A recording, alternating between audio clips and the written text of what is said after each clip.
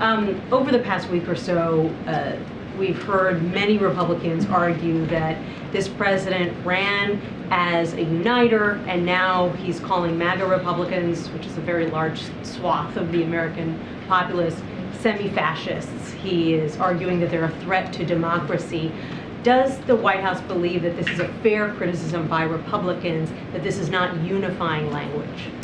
So I'll say this, Nancy. Sadly, there are more examples than I can count on how we have seen recently armed attacks on federal law enforcement. There are a couple of things I just want to say here.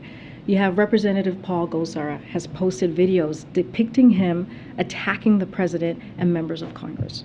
You have Representative Marjorie Taylor-Greene has publicly expressed support for shooting prominent Democratic elected officials and suggesting physically assaulting transgender school officials. You have Representative Madison Cawthorn has said falsely, if our election systems continue to be rigged and continue to be stolen, then it's going to lead to one place, and that's bloodshed. And just last week, you had Governor Ron DeSantis suggested that Dr. Fauci should be physically assaulted. And former President Trump has done the same many, many times.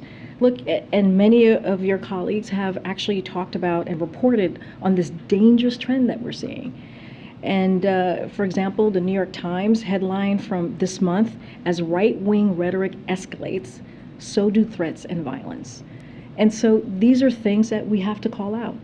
Again, I can't remember who just asked me the question. I was talking about soul of the nation. This is something the president has talked about since 2017 when he wrote that article in The Atlantic. And he's called it out then. He called it out January 6th. He called it out Inauguration Day. He called it out last week. He called it out yesterday. So there has been a consistent call out from the president about what he's seeing from an extreme part of this party, of the Republican Party.